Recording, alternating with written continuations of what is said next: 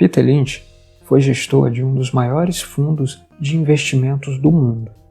Nesse livro, ele aborda várias questões que podem ser muito úteis para quem deseja iniciar na área de investimento em ações. Para Lynch, o investidor amador possui muitas vantagens quando comparado a especialistas de Wall Street. O livro O Jeito Peter Lynch de Investir é um guia para qualquer pessoa que deseja aprender a investir. Lynch começa o livro com seu princípio número 1: pare de ouvir os profissionais. Para ele, qualquer pessoa comum pode escolher suas empresas para investir tão bem ou até melhor que os especialistas de Wall Street. Um investidor iniciante tem maior contato com empresas pequenas, aquelas que os grandes fundos não notam. Na visão de Lynch, o investidor deve descobrir sozinho uma pequena, boa empresa, estudá-la e ver se vale a pena investir nela. Para ele, você deve deixar de lado as recomendações de corretoras, dicas da melhor empresa no momento e fazer suas próprias pesquisas. Um investidor iniciante não precisa se explicar para outras pessoas por que ele está comprando determinada ação. Ele é livre e pode encontrar oportunidades na sua vizinhança ou local de trabalho. Peter Lynch diz que investir em empresas é uma arte e não uma ciência, que os especialistas confundem causa e efeito ao tentar justificar por que o mercado sobe, seja relacionado à política, economia ou qualquer outra coisa. Ele explica que existe sempre um debate sobre investimento em ações ou em títulos públicos, pois enquanto as ações parecem assustadoras para algumas pessoas, os títulos públicos parecem garantidos e seguros. Lynch defende que o investimento em ações pode trazer um retorno maior. As ações trarão melhores retornos. O investidor cresce junto da empresa, recebendo uma parte dela. Se torna parceiro de uma empresa próspera e em expansão. Isso não é possível com títulos públicos. Lynch sugere que o investidor amador responda seriamente 3 perguntas antes de começar a investir em ações. A primeira pergunta é: eu possuo uma casa? Se não, ele sugere que compre uma primeiro. As casas têm maior probabilidade de serem lucrativas quando você fica com ela por períodos longos. A vantagem de ter uma casa é que você não toma decisões precipitadas. Uma pessoa passa meses ou anos escolhendo uma casa para comprar e não entrará em desespero quando vê no jornal que os preços dos imóveis caíram.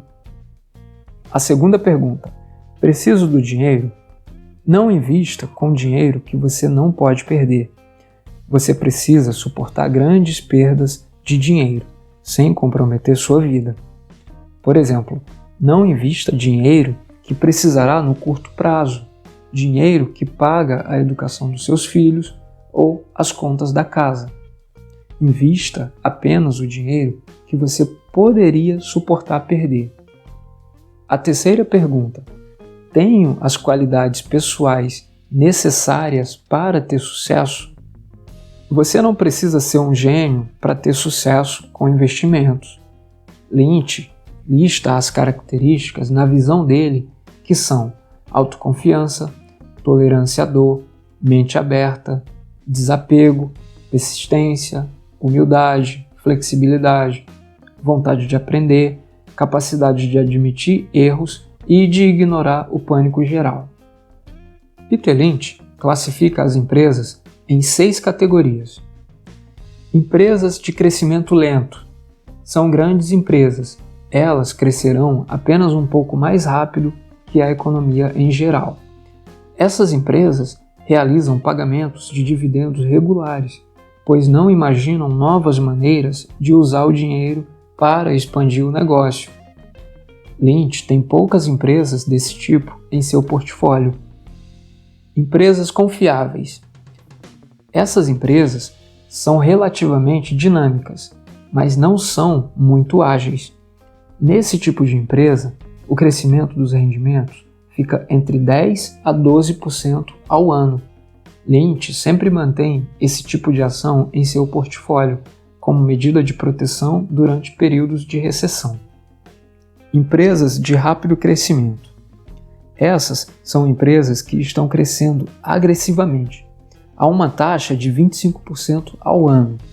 Algumas delas podem fortalecer seu portfólio e são as preferidas de Lynch. Embora haja risco em empresas jovens e mal financiadas, enquanto elas puderem manter o ritmo, serão as grandes vencedoras do mercado. Empresas cíclicas. Nessas empresas, suas vendas e lucros aumentam e diminuem de maneira regular ou previsível. A dica é conseguir identificar os primeiros sinais de que o negócio está ganhando ou perdendo ritmo. Empresas divergentes de ativos ou ações com ativos ocultos. Essas empresas possuem ativos valiosos. Um exemplo são as empresas de imóveis, dependendo do momento. Empresas em recuperação. Essas empresas podem oferecer grandes oportunidades. Por exemplo, quando grandes empresas como Ford e Chrysler enfrentam problemas, elas têm capacidade de reverter as coisas rapidamente. Uma ação a ser evitada é aquela mais destacada, que possui publicidade mais favorável e que todo investidor ouve falar. Evite empresas quentes. Um problema é que o preço diminui rapidamente e você não tem chance de vender antes. Evite também ações de empresas taxadas como a próxima IBM ou a próxima Intel, por exemplo. Após aprender a identificar boas empresas, o autor discute a montagem de um portfólio. Para Lynch, não é possível prever o momento perfeito de comprar ações. Ele sugere que você compre quando todo mundo estiver vendendo, ou seja, quando o mercado estiver em baixa. Você não deve comprar apenas porque a ação parece barata. Deve acreditar na empresa para comprar. Crie um portfólio com várias categorias para minimizar as perdas. Uma queda no preço é uma tragédia apenas se você vender naquele preço e nunca mais comprar. Ignore os especialistas.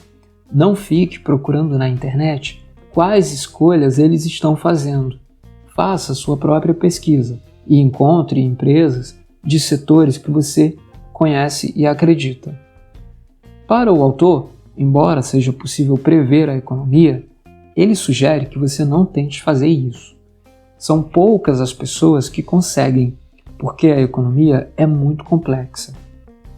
Depois de encontrar uma empresa que você julga ser boa, ainda não é hora de investir nela. Faça a lição de casa primeiro. Estude tudo o que puder sobre a empresa. Entenda os balanços, quem é a equipe de gerenciamento, como a empresa se compara com outras similares e assim por diante.